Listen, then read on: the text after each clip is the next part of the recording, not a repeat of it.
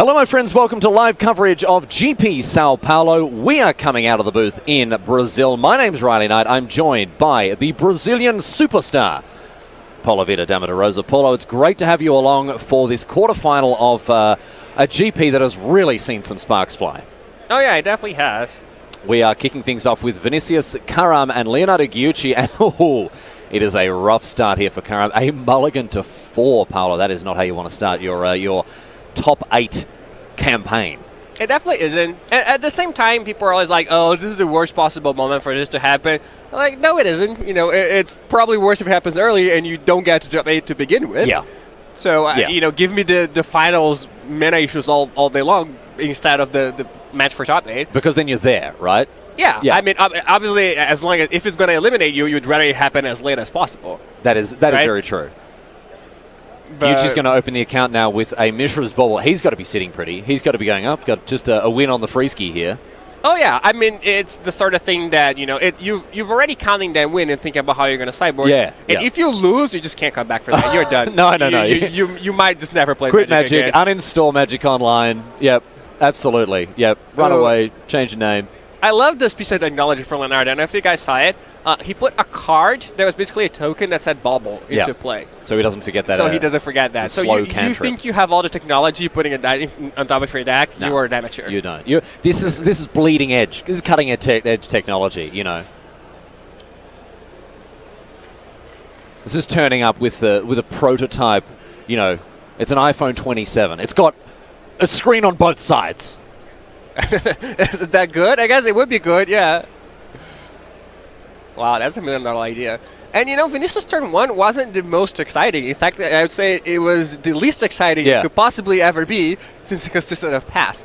He could have made it better by playing an Ornithopter, but, you know, chose not to. And I believe he has an Ornithopter. Yeah, he does. The Mox Topo he actually does play because he doesn't want it to get Inquisition or Thoughtseize.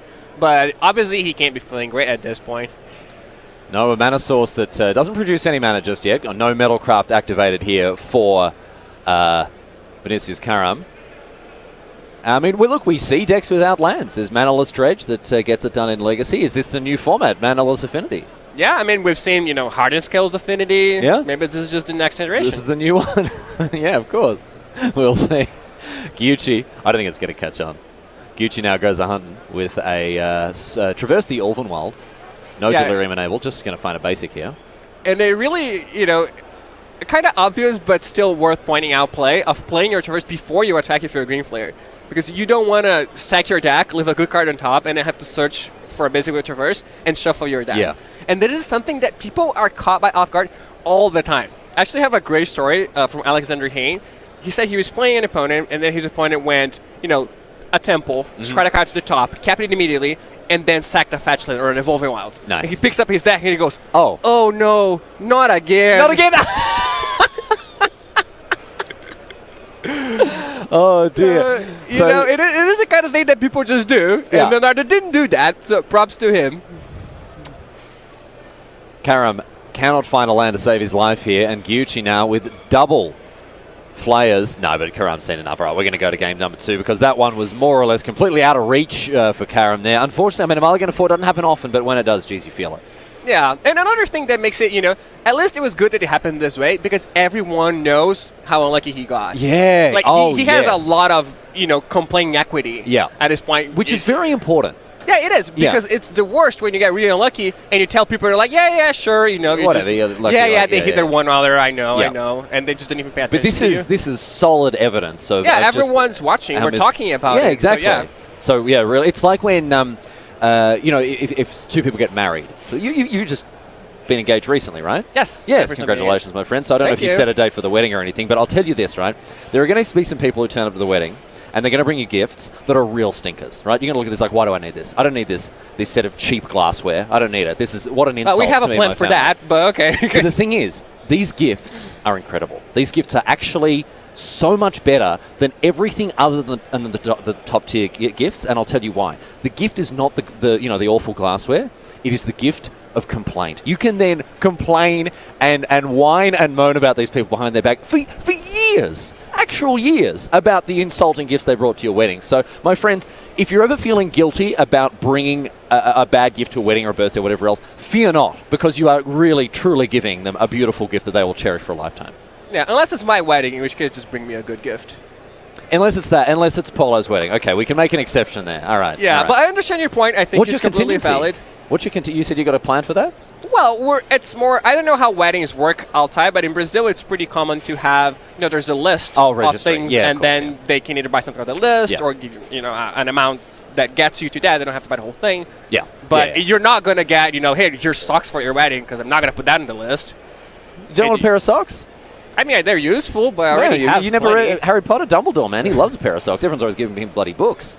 For a couple of friends of mine are getting married, Adrian and Ida. I'm off to Denmark in a couple of weeks to head off to that wedding. I'm really looking forward to it, but they registered, right? They've got a website where you can see the registry, that sort of stuff. But at the bottom, they put something very dangerous. ...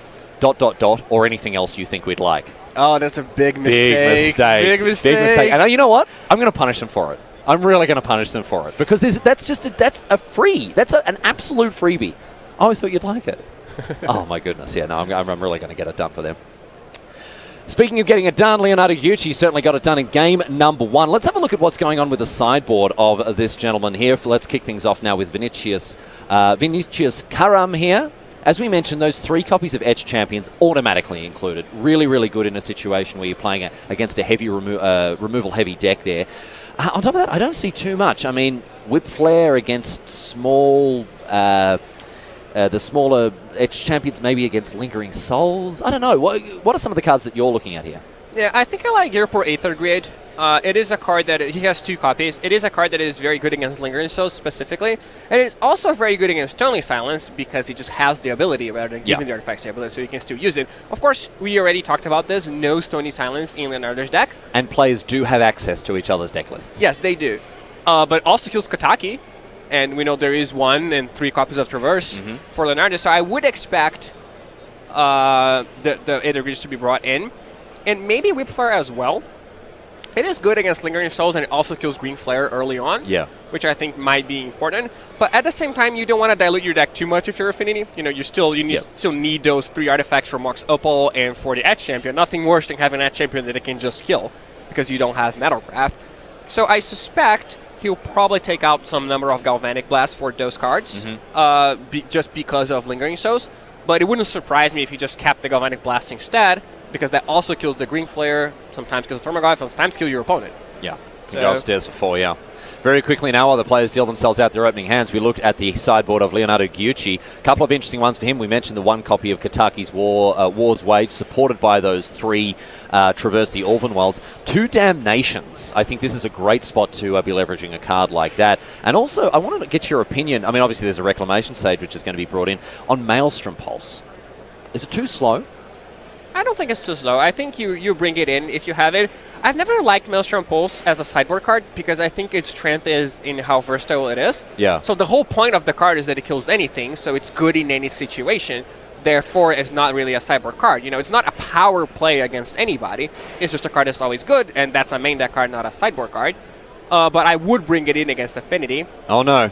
Oh, no. Get out the pitchforks. We've got a lands in front of spells. See, I told you. Woo. He lives in the same city that I do. All right. That's how we played. Get him out of here. Let's go. Come on. It's funny that it took us a whole game to figure that out. Yeah, he just didn't play any lands. He didn't play any lands. Of course, unfortunately, that is against regulations. Vinicius Karam is going to have to put those lands behind those spells now. Thankfully, we did have common sense prevail, Paolo, and there are very strict regulations in my feature match area.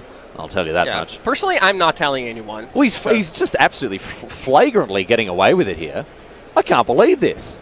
Yeah, rules are meant to be broken, Riley. Rules are meant to be broken, but geez, just not like this. I have to say, not like this. Here's a Steel Overseer, and in comes the Vault Scourge. This is much better stuff from Vinicius Karam. Wow.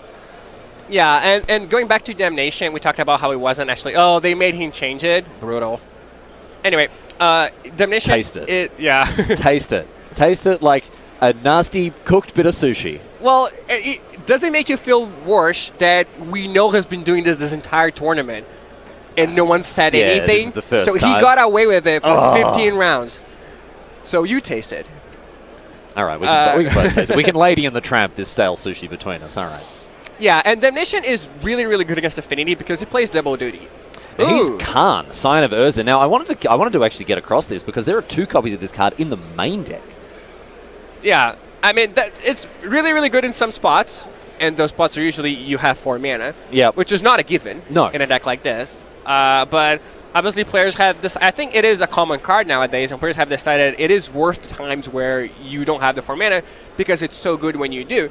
And I think the default is just making tokens, right? You're almost never not going to make a token unless your opponent is just immediately going to kill it, and you know that. So I think the default is just making tokens. I mean, there's no better deck to make a token in. In Standard, often we see it make a 1/1, maybe a 2/2 if there are a couple of artifacts lying around. But in Standard, generally, Khan will be used to draw cards, right? And here, making a 4/4 and still having a very high loyalty Planeswalker, 3 loyalty after going downstairs is no joke. No, it definitely isn't. And, we see that the Green Flare can't really threaten it at this point when there's Delirium of any sort. And, he played on turn 3 on the play. So what's his opponent supposed to do? Like, even if, I guess Maelstrom Pulse would work here, but even then, you're still living them with, like, a 6/6. So the best outcome you can hope for is a 1/1 and they're left with a 6/6. So that is a very powerful card. And obviously the worst outcome is you just lose the game on the spot because they just make another token next turn, and you're probably not surviving. And you got a pair of 7/7s or whatever, and I mean, even if you can contest the Khan meaningfully there, it's insane that Khan can make 2 tokens and still be around. Yeah, and also a card that is good against Stony Silence, which again we aren't going to see from Leonardo, but you just make 6/6s and attack. Lingering Souls might be a way to hold off the pressure a little bit here for Gyuchi, but it doesn't look great in the face also of this Steel Overseer, which, let's not forget, is going to make the even the Volt Scourge into quite a respectable threat. Yeah, and I think here, we see that Vinicius didn't attack with Volt Scourge, which I think is a really good play, because he knows if this card survives, he's just not going to lose. This 2-point life swing isn't going to matter. Well, it could be 4 if you use the Silver pre-combat or before damage, but this 4-point life swing is not going to matter. He's attacking for chunks of like 10. And so just making sure he has another blocker for that Green Flare is really important. And either Green Flare is attacking Karn or it's attacking him, and his opponent is using the elude effect. So I really like this play here. I think a lot of people would just attack because that's the default. So Karam now certainly well and truly in control of this game, you would have to say. And luckily for him as well, after a pretty bitter defeat in game number 1, never even played a land. So the boot well and truly on the other foot here. Khan's going to go downstairs once again. We see another enormous beater come into play. 1, 2, 3, 4, 5. 2 5/5s now. Yeah, and I think the only thing Vinicius has to be worried about now is Damnation. Right, he shouldn't put himself in a spot where his opponent can kill Karn and then Damnation the entire board away. So I believe he should keep at least 2 flying blockers to make sure Karn survives. He could also have just plus Karn, which would have accomplished the same thing, but then he wouldn't get a token. So if he decides to minus, I think he should keep 2 flying blockers back, because I think that's the most likely way he will lose the game. So getting on the front foot here is Karam, and getting in with a couple, well, only leaving himself with just the 1 flying blocker at this stage. He can only activate and block with 1 of those creature lands there. Yeah, at that point, I probably would not have attacked with Volt Scourge, but he is in a very good position. So. We even see a chump block here. Yeah. So 3 damage coming across, or is it going to be an activation of the Steel Overseer? Nope. You should probably just activate it, right? I mean, there's no point in... he's probably wondering whether he activates another Nexus before he does that. Yeah. Which I don't really think he should. Looks like it's actually... Wow. I think this card being weaving around all over the place here is Gyuchi. Yeah, it is. It is a frantic Green Flare. So it seems to me, judging on my high-level analysis of their body language, is that Gyuchi thought that damage had resolved and Karam did not. And it looks like the judge is ruling in the favor of Karam here. And now we're going to see some +1/+1 counters placed on all of these artifact creatures. So 5 damage comes across in the air. There should, of course, be a counter on that construct there as well, the one at the top of your screen. We'll get that fixed, because obviously that's not something that he can miss there. Yeah, for sure. It's not a legal play. Yeah, and you see it gets pointed out straight away. And the construct grows even larger. Back to Gucci now, who's down to 11 already. Wow, where did this come from?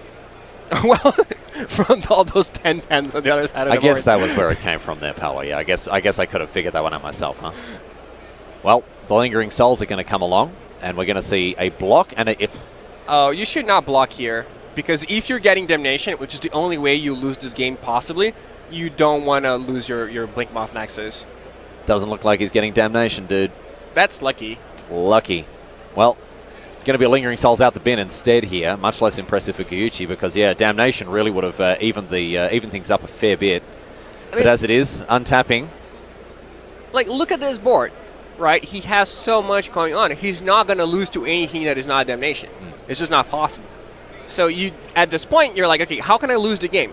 To Damnation. So what do I do to not lose the game? I try my hardest to not lose to that specific card because it's the only way I lose. And this is a lesson. I think maybe you've got some insight for us here that I think a lot of Magic players could benefit from learning. When you're ahead, there's more incentive to play conservatively, and when you're behind, there's more incentive to take higher risk, higher reward plays.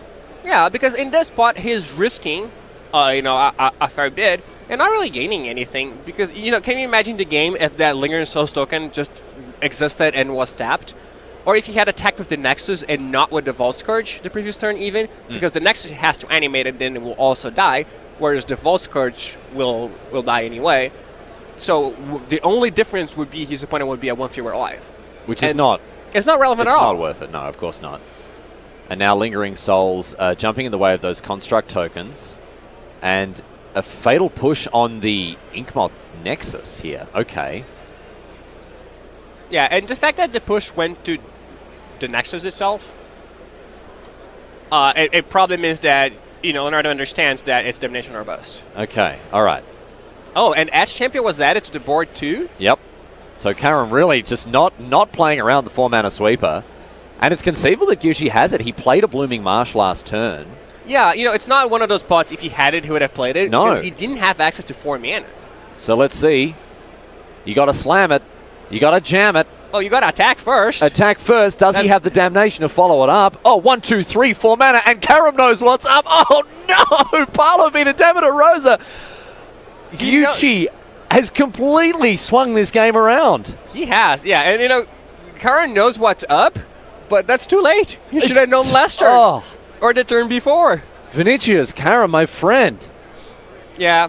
I mean, I understand, the appeal. You trying to close out the game as quickly as possible. But in this case, I really don't think it was correct. He just did not need to eat it so hard to that Damnation. Back to Guichi now as we see the creature lands come across here. He's down to 5, 1 poison as well. Yeah, I mean, Vinicius could still easily win this game. Especially with that Resting Piece that's going to stop any future Lingering Souls. Resting Piece is a card that is extremely good against this version of Abzan. Yeah. It's very good against a lot of versions of Abzan, but, it makes Green Flare a 2/2 forever. It shuts down Tarmogoyf forever.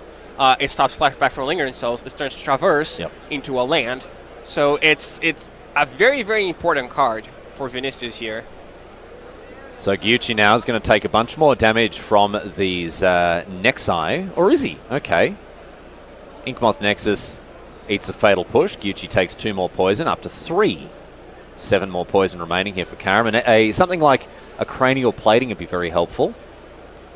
See what he can find here as we move back to Gucci, who is going to get the chance to filter his draw a little bit. It doesn't stop the trigger, rest in peace, doesn't stop the trigger from the Grim Flayer there. No, it doesn't. And at this point in time, there will be a lot of cards that Leonardo doesn't want, right? He doesn't want any discard. He doesn't want any Graveyard-reliant card. So the filtering effect from Green Flare will be very important because I think Gucci has just recognized something here that has just been brought to my attention as well. I'm not sure that Mox Opal should have been tapped for mana. Well, he animated 2 Nexus with his 2. Oh, so as long as he lands. activated them, those 2 first. Yes. Yeah. Okay. Sure. I mean, I don't know whether he said that. I think he just went like tap like, all 3 and then like that. But there was a sequence that allowed him to do that. Okay. Well, that's all right then. That's fine. So across comes the Flayer. Yeah, so at this point, like any Tarmogoyf or Traverse or land or discard spell that you beat is effectively drawing a card. Yeah. Which is really, really good. And if you're Paolo, you bin all 3 straight away without even looking at them, which is exactly what Gucci does. Yeah, I mean, isn't that what Green Fairy does? Attack mill 3. Yeah. It's pretty good. there's a card from M19 that when it comes into play, you mill 3, Stitch's and Grim Apprentice. Flayers is just every turn. Yeah, every turn. It's pretty good. And here's a Liliana of the Veil. You know, I believe that if Green Flare actually just milled 3, it would still have seen playing standard. The card is super powerful. Yeah, sure. Like, you know, if you have Graveyard Synergies, which those decks did, and then it's a 2-mana that becomes a 4/4 Trampler, obviously it'll be infinitely worse, but it might still be good enough to see play. Karam, what's he found off the top here? It's a Volt Scourge, going to take 2 to cast it. And he moves down to 21. Yeah, now he can do the deactivation again. Had to play an artifact in order to use the mana for the Mox Opal. At the moment, 3 artifacts in play. Yeah, he could be stopped by like a Fatal Push here. You know, if you push the Vault Scourge in response to the Nexus activation, then he can't activate both Nexus. But that'd be tidy. Sorry? That'd be very tidy play there. Yeah. I don't even know if he wants to Fatal Push specifically the Vault Scourge, though, because the Vault Scourge is the one he can kill with Liliana. And the Nexus he can never kill with Liliana. So at that point... So Liliana down to 3 loyalty now. Gyuchi can get another attack in with that Grim Flayer should he so choose. And Karam is unable to activate that other Inkmoth Nexus. Right? Yeah, I'm not sure why he didn't attack with it. both. It seems very perplexing. He has no cards, so he's not bluffing anything, and he can't block because he doesn't add mana. All right, well... So yeah, I'm a bit confused. Oh, and Polo, how do you feel about this? Just all in the graveyard? That's 6 cards. So is that 3 Mishra's Bubbles in the graveyard? Yeah, so 3 lands and then 3 Mishra's Bubbles. You just whack them all in the bin. You're loving it. Polo, several times this weekend, has talked about how people don't bin enough cards with Grim Flayer. So you must... It's 6 cards in 2 turns, dude. Yeah, yeah. Oh, I mean, it's impossible to impress you.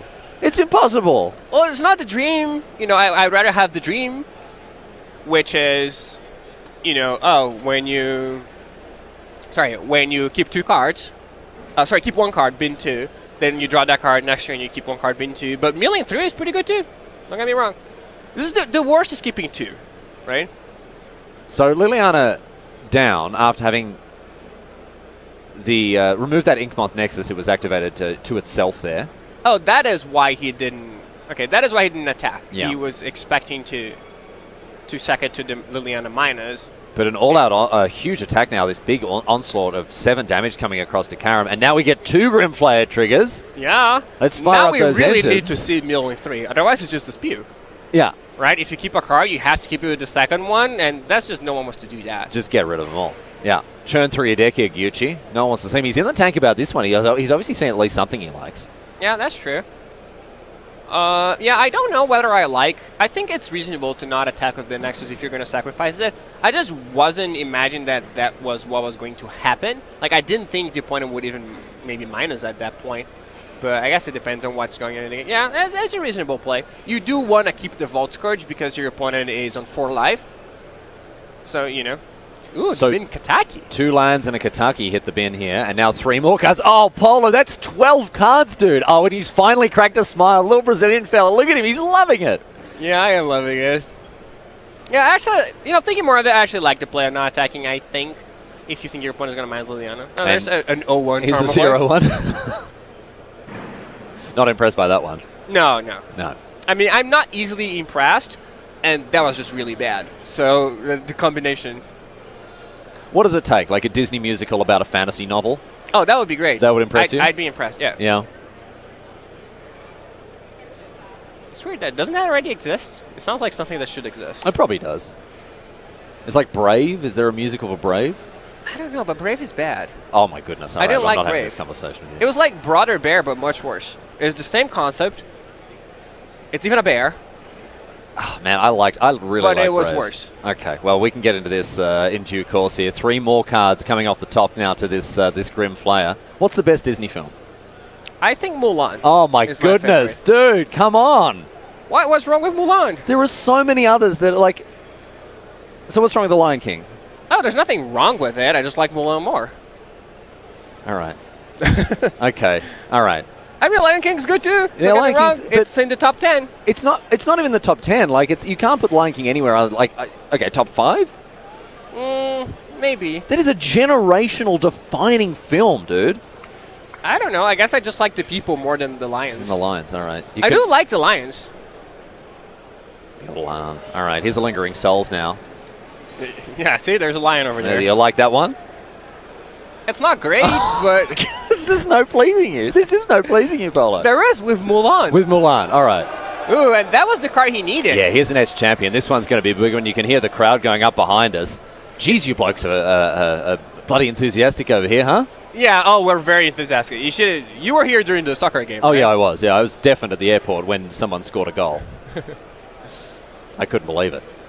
So Edge champion may turn the tables here for Karam, but I tell you what, absolutely hats off to Gyuchi. He's dug in so deep here.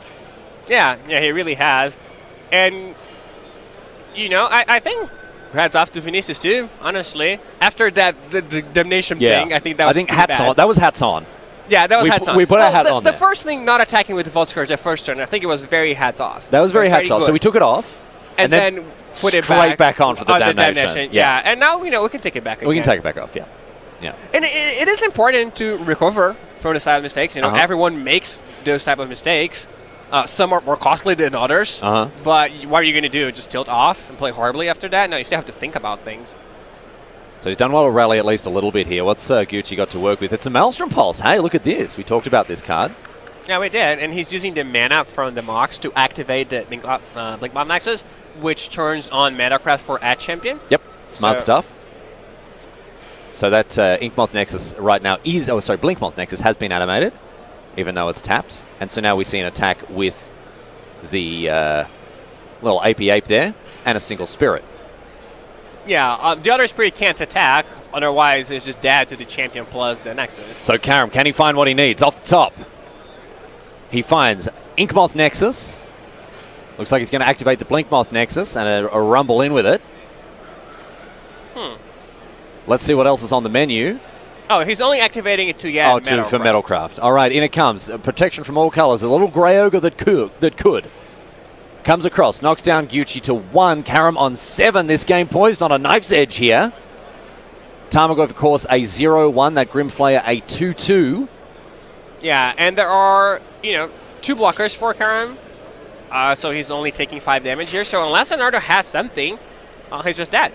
I think that Rasting Piss did so much work. It really did. I mean, Tarmogoyf is a 0-1. The Grim Flayers losing their +2/+2, and a bunch of dead draws as well for Gyuchi. Although he wriggled his way out of finding dead cards pretty well with those Grim Flayer activations. He did. But, just the fact that he milled everything goes to show you how many dead cards exactly. Because strictly. Now I think it's interesting. I don't actually know what he's thinking about. I don't know what his card is. It's just like a pretty clear-cut situation, either... You either got it or you don't. Yeah. It's 50-50, right? The odds are 50-50. Well, it's not actually that clear-cut, I guess, if he has a creature, because if he just attacks with everything, is Vinicius going to block with one Nexus or with both? Right, because if you block with one and they have a removal spell, you die. Because... Oh, no, you don't die if you just block the token, so you take no trample. Yeah, that doesn't actually work. Made a little bit more complicated by the fact that, yes, both of those creatures have trample. The treetop village and the Grim Flayer there. Looks like we're going to see some action from Gucci here. Yeah, what does he have? Black mana. Double black mana. Is it a Liliana, perhaps? It is Liliana of the Veil. That is an answer to the Edge champion, but of course Karam does have those creature lands to sacrifice to the Edict ability here. Yeah, so he'll have to sacrifice, but I think he just put himself dead. Because if Vinicius sacrifices a land, and then assuming Leonardo attacks with everything, Vinicius can just, block, not die, and attack with Edge Champion. He won't have Metalcraft, but he won't need it because there will be no blockers for Leonardo. So in that way, he's dead. And if he leaves something back, Vinicius doesn't have to block at all. Here are the attacks from Leonardo Gucci. In comes the team, the Tarmogoyf remaining behind. Block, activate the Nexus, so it becomes a 2-2. It can target itself with its ability on defense. And we are going to game number 3 here. Vinicius Karam, after what could have been a fatal misstep there, PV, after overextending enormously into a damnation, managed to clinch it at the death there. Yeah, definitely did. And it was well played after that. And I'm trying to think if there was a way to play differently with that Liliana. It was a tough situation overall, but it was really close, and really that resting piece was it was the MVP together with the Damnation. Can you be the MVP if you lose? I don't know how those things work. Yeah, I mean, I think so. There's been in Australian football, the Coleman Medal is given to the best on ground in the grand final, and it's sometimes given to someone on the losing team. Okay. So using that as our precedent, Damnation and MVP, but then rest in peace after that. Yeah, exactly. Yeah. Exactly. Was the slightly less MVP, but hey, still got it done. Paulo, my question for you now: Toy Story. Okay. It's okay. Oh my goodness. I don't hate. It's just I feel like people cling too much to the fact that it was like the first of its kind, and I don't put much value in that. So if you analyze it just as how it stands as a film by itself, okay, all right, not as historic relevance or whatever, I don't like it that much. I do like the third one more. That's what I was going to say. And the second, like we grew up with that. I mean, especially people your age, my age, approaching 30 or already at 30. These films were what. We traced them across our epoch there, like as we grew up, and seeing Andy walk away from his toys in Toy Story 3. I mean, just a card for anything. Are you going to tell me that Are you going to tell me you weren't touched by that moment? Come on, Toy Story's got to be the up there. third one or the first one? The third one. That's what I'm saying. Yeah, of course the third one's touching. I think I watched it in an airplane. I was just crying so much. Everyone was just looking at me. All right. Okay, well, that's all I wanted to hear. You're not a heartless robot. Of course, I'm not a heartless robot. Good. All right. That's all. I wanted to know. It takes heart to hate things too. It's an emotion. Yeah, right. It's not, heartless people don't feel anything. Yeah, there's soulless husks. I have extremes. I love some things, hate others, so I have a lot of heart. The Frank Carston of the world, Oh, yeah. Have you ever eaten with Frank Carston? Yeah, I have. Have you ever been in the position where you've asked him after a meal, hey, how was that? And he's gone, it was good. It provided me with the necessary nutrients to nourish me into my next meal. Yeah, I've never really witnessed that, but I believe he would say. I'm picturing him saying it. It's well within range. I've borne first-hand witness to that. There we go. Well, we did see Karen pull out a surprising at the death victory. Well, maybe not surprising is the right way, but a very dramatic one all the same. You talked about the fact that Affinity is a Game 1 deck. I think that's established knowledge. We've seen an inversion of that here. It is a bit of a glass cannon list that is very open and vulnerable to hate. But here we've seen it take out a post-board game. And in your mind, it is slightly favoured because of cards like Edge Champion. Do you expect that to continue now into game number 3? Can we give Karen the slight edge here? Oh, for sure. I think, the cards that were good in Game 2 are still going to be good Game 3. And I think he will be more wary of this Damnation. I believe they get deck lists. I am not. No, they definitely do. They do, for sure. They definitely do. Okay, so he knew they were there. Yeah. But now he really knows. It's different to know and to know. You've experienced it in Flash. Are you sure that Alexander Hayne wasn't playing against Vinicius Karen? Oh, no, not again? Oh, no, not again? Yeah, you sure? All my cards are dead. I mean, I'm not sure, but... All right, well, we'll see if Karam has learned from that particular mistake. But look, ultimately, he did win the game, and sort of, if you want to put it in these terms, justice was served, because he was certainly well and truly ahead when that Damnation was cast. He didn't need to walk into it, and this is something that's really important to there's no excuse. I don't want to come down too heavily on this guy, but 15 rounds of Swiss, incredibly mentally taxing over 2 days. It's like he sat 2 exams, essentially. I don't know how forgiving we can be of a mistake like that, really. I mean, let's remove the person from this. We're not having a go at Karam. It is known that in black-based mid-range decks like Abzan, Damnation is a post-board card, whether you have access to the lists or not. I don't know how excusable it is to walk into it in that way. It's sometimes the kind of thing, if you don't know that they have it for sure, you can kind of forget about it in the heat of the moment. Yeah. Oh, you just drew 0 lands your first game. You're like, whatever, this sucks. And they were like, ooh, turn 3 Karn. I'm winning by so much. And, it is the kind of thing that you could get caught up with. But again, I don't think it's very excusable, because in a moment like that, you really have to be thinking, how can I lose?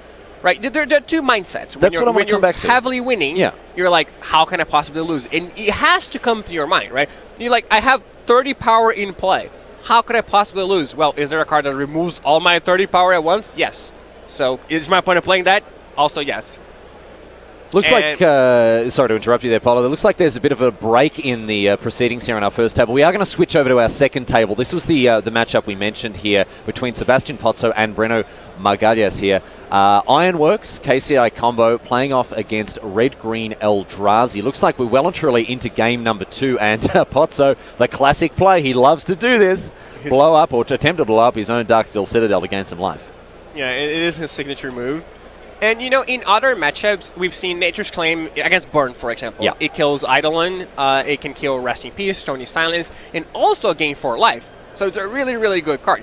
I'm not sure what is actually killing in Brenna's deck. I know he has, Relic of Progenitors, and Denting Sphere. So those are the 2 cards he can kill, but of course he also gains 4 life damage if you need it. And Radical Eldrazi is a very aggressive deck. So you characterize this deck as being a sort of stompy deck, right? It's not necessarily all in on Eldrazi. Eldrazi's just the best tools for the job thanks to Eldrazi Temple. There's no Dragon Temple, as we talked about.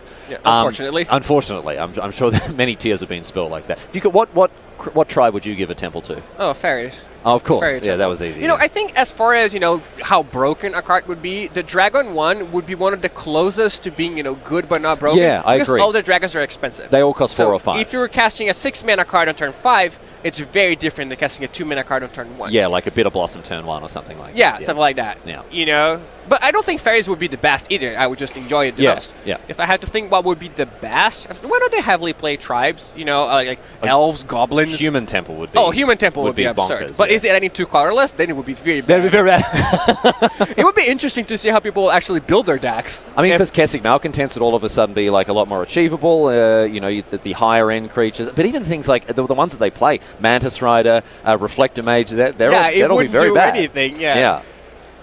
Oh well, there we go. A puzzle for R&D to work out there. I'm waiting for Night Temple. Yeah. Oh, Night Temple. Yeah. What is the best temple that is not broken? That is an interesting question. I think Dragon is a really good one. I think Dragon would be a great puzzle for people to solve here. In any case, we don't have any of them. We do have Eldrazi Temple instead, powering out things like, of course, the 3/4/5 punch, Matter Reshaper into Thought-Knot Seer, into Reality Smasher. That's how Magalius has got it done all day. I tell you what, we've kept that seat warm for him in the feature match area. He's barely had his bum out of it throughout the entire day, and he's been just on a tear, winning and winning and winning, and finishing up 6th in the standings. A great effort from him. But Sebastian Pozzo, I mean, this bloke is not to be underestimated. A previous constructed master. Oh, yeah, definitely. I mean, he's played Worlds. He's done super well. He's not in good shape there, No. And we are actually going to move back to table number 1 now, as it looks like we're ready to rumble on that one there. If we get a chance... That was anticlimactic. It was probably the last turn of the game, but... We are going to move back to table number 1 now and see things conclude between Gyuchi and Karam here. Looks like Karam had to step away from the table, but we are ready to rock and roll here. And Gyuchi's going to kick things off now with an Inquisition Kozilek.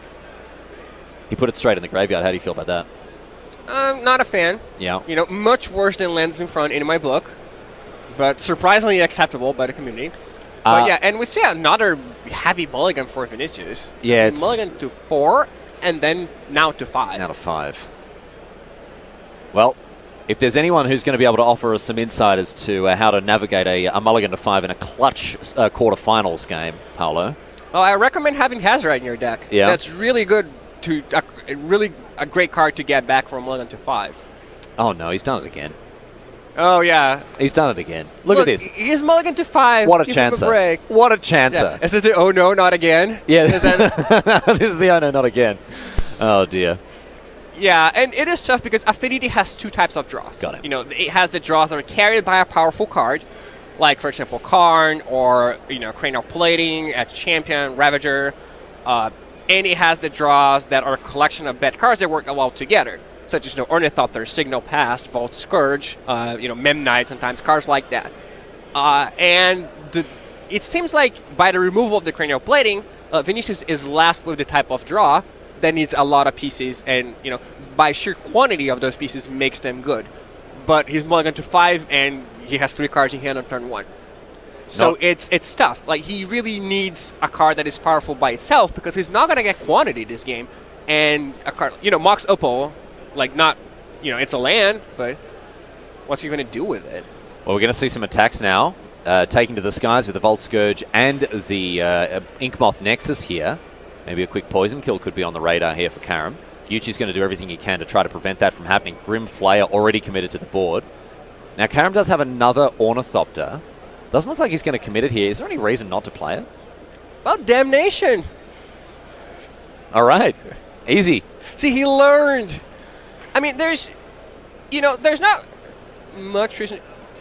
The only reason to play it would be so it doesn't get Thoughtseize or Inquisition or potentially Liliana, which is a fair reason. The reasons to not play it are bluffing something. Yeah. You know, I know what you can possibly have. Well, he can't bluff anything now because Gucci's seen it thanks to the Inquisition. Oh, he had both in hand by the time he... Oh, okay. So that's not a reason. No. And then just, you don't get Maelstrom Pulsed, but I don't think that would target the Ornithopter anyway. No, even if you had two, probably wouldn't do that. Yeah, I think, it's reasonable that if you're Leonardo, if you don't know what that card is, you think it's just a blank, because any good card would have been played. So that would protect it from this card in the sense that if Leonardo has the choice between casting this card or casting literally anything else, he'll cast literally anything else. So that would protect it from this card. But given that he knows it's Ornithopter, he knows if he wants to cast the discard spell or not. So I don't really love keeping it. It does work against Pulse and Damnation. So, but I mean, he's going to untap, play Damnation, Temple, and then play Damnation. That's not how it works. And as we see, looks like Grimflayer has put only one card in the bin again. Gucci kept 2 cards on top. Your least favorite, the darkest timeline for you. Yeah. It's okay. He's doing fine anyway. Yeah. He has some leeway. Yeah, he's well and truly ahead of this one, you would think. Karam a little short on resources. What that Ornithopter not being played tells me is that Vinicius took out Master of Ethereum from his deck. Okay. Because if you have that in your deck still, and you don't play that Ornithopter, you could be giving up a point of damage. If you draw Master, you can't attack. That's what I was thinking, because even on something like this, like a Steel Overseer or even a Signal Pest, would still mean you can cast the Ornithopter safely next turn. But yeah, the Master of Ethereum is a reason to play it there. Yeah, so we have to assume he boarded them out, which I don't think is unreasonable. You're bringing in at Champions, which also costs 3. But then you're giving that information to your opponent. That's true. I don't know how deep someone would go. Maybe not as deep as you. Well, also... Would you figure that out if you were sat there? Not in the commentary booth here with, the easy breezy lemon squeezy company of Riley Knight. Would you, if you were sat in the hot seat there, would you have figured that out? I don't know if I would think about it. Yeah. But I guess I would just assume they took it out anyway, because that's what I believe people do a lot of the time that they're bringing at Champions. And I would think, my opponent just didn't play Ornithopter because of Maelstrom Pulse or Damnation. I don't think I would think that if I was. I don't think so. We could just, for all I know, he could just draw a Master of Ethereum right now, and I'll feel foolish, but I don't think that in the game I would think about that. Grimflayer comes across. Looks like it's going to get in for 4 as well, and we see Marsh Flats sacrificed before that trigger can resolve here. Gucci wanting a look at some fresh cards. So he kept 2 on top, drew 1, shuffled away the other. Your thoughts, PB? I mean, if you know you're going to shuffle no matter what, then I'm fine with that. Yeah. I guess if you would rather have the card in your library than in your graveyard, which I can't imagine is true for many cards. So, yeah, I'm not a fan. I would rather just put it in my graveyard, almost regardless of what it is. So, Liliana of the Veil hitting the bin, in addition to what looks like this Plains is going to as well. And 1 card on top. All right, a slight smile playing around the edge. No. The dream. The dream. He loves it. He loves it. So, Blinkmoth Nexus off the top of Karam. Going to come in with the Inkmoth Nexus and pump it up as well. Nice one with the Blinkmoth. So 2 poison damage coming across now, but Gucci still riding high off on this Grimflayer here, checking to see if he has Delirium. Looks like he should. We've seen instant, sorcery, Planeswalker, and land hit the bin here. So Karam down to 11 by my count. Let's see if that's the case. 3 cards off the top. 1 and 2, and back on top. Nice. You love it. And the follow-up here, Kentucky War's Wage. Yeah, that's not going to be good for Vinicius. I was thinking, the best thing he could draw is probably a Ravager, which represents a 2-turn clock with the Inkmoth Nexus. But now that doesn't even help immediately, at least. He probably just has to pay for, 1 Ornithopter. The Mox pays for itself, so that... Just taps the Mox. Yeah. But then it's just going to be gone next turn because he won't have 3 artifacts. So I don't think he's going to come back from here. Yeah, it looks especially because Leonardo kept the card on top, so we know it's at least reasonable. Looks like old Darth Vader's going to get the job done here. Oh, Darth Vader, yeah. It does look like Darth Vader. It does, it does. It looks like someone who has had Darth Vader described to them over a very bad Skype connection they've then tried to draw it. And they've missed out key elements. That's deeper than I'd go, but I can see it now that you've mentioned it. Yeah. I would never think of it myself, I admit. It's like a giraffe is just someone who tried to draw a horse but didn't quite understand what they were getting themselves into. That one is harder for me to follow than the Darth Vader one. All right, but I'm going too deep. They're so big. I'm going too deep. The giraffes. Have you seen a giraffe? They're I've huge. seen, they're very big. Do you know how many neck bones a giraffe has? Humans have 7. How many do you think a giraffe has? I mean, based on your question, I'm going to say 1 or 0. Nope, they have 7 as well. And that is the end of the game here between Vinicius Karam and Leonardo Giucci. Karam, unfortunately for him, going down 2 games to 1. Giucci with Abzan Traverse. And Paolo, we had a couple of twists and turns there with obviously Giucci, well, really capitalizing on the stumbles that Karam made there. Mulligan's ultimately enormously punishing for Karam. They can actually net mana when played. So, for example, this Terraria now, instead of costing 1, actually gains you 1 mana. It nets a mana. The exception to that being Mox Opal, which gains you 3 mana. Yeah, and another Ichor Wellspring for Pozo here. And each Ichor Wellspring, like if you just look at it from, there's not a lot in the graveyard right now, but Ichor Wellspring is free, right, because it costs 2. Yep, and sacrifice for 2. And it draws 2 cards, so it's free, draws 2 cards. Yeah. But then it also returns Chromatic Star or Terrarion. So it's kind which of is plus 1 mana and plus 1 card. So Ichor Wellspring is effectively plus 1 mana plus 3 cards. Right? It's pretty good. Yeah. For 0, yeah. If you have Mox Opal, it's plus 1 mana plus 6 cards. So 6 sorry, cards? the opposite. Yeah, plus 6 mana plus 3 cards. Yeah. Wow. I was going to say, Mox Opal's a lot better than we thought. No, it adds 3 mana. It doesn't add any cards. So, yeah, you're still at 3 cards, but you do have 4 mana if you have a Mox Opal. This deck has really exploded onto the modern scene here. You can see Magala's trying to get involved, at least in a little bit. It reminds me of Stanislav Sivka's win in the Modern Pro Tour with Eggs.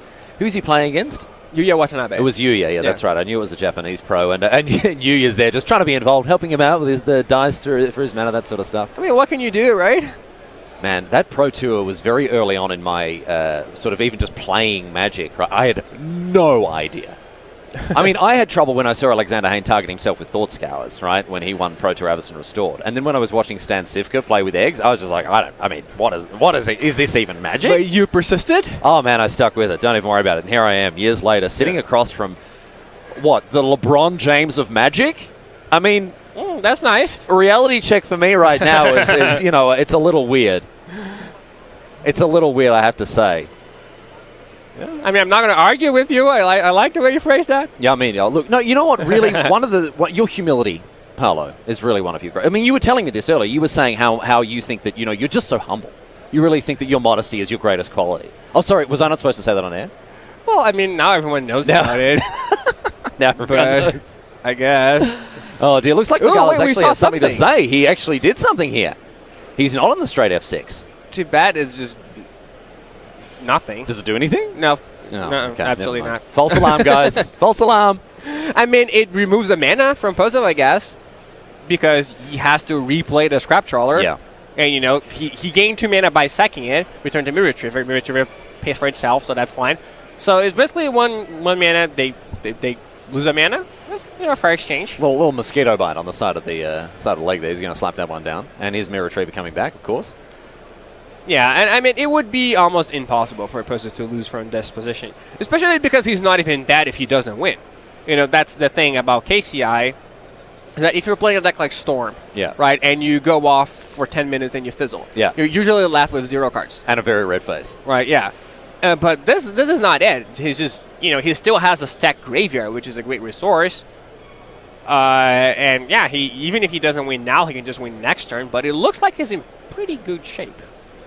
Very, very difficult to disrupt the resilient and powerful combo of KCI. The best way to do it is with wide sweeping answers. Stony Silence is your best friend. And if you're playing a white deck in Modern, this card needs to be in your 75. If you're not playing a white deck in Modern, play a white deck in Modern. I honestly don't think that's bad advice. There are so many decks that you can pivot to. If you're playing Junk, just play Abzan. Oh, yeah. I mean, if you have the choice between changing your color for white, But you're like, don't play KCI, don't play. Oh, sure. But if you want, I just think Stony Silence is just such a good card right now. I get you. It is very good. It's really good. And we talked about it before, but it is like the best possible card against a lot of different matchups, which is really unusual. Yeah, for such a when narrow a card card, is right? such a good card, it's usually not good against anything else. And sometimes you still have it. And right now, Stony Silence is the best you can possibly have against KCI, the best you can have against Lantern. Close to the best you can have against Affinity. Yeah. and also very good against Tron. So ticks a lot of boxes. Yeah, the last tick in the Tron box is kind of like a wobbly. When you're filling out the form at the airport, you're kind of tired. You like the tick isn't quite in the box. Yeah, you kind of like redo it, trying to squeeze it into it. But hey, it'll still get you there some of the time. Yeah, for sure. Pozzo,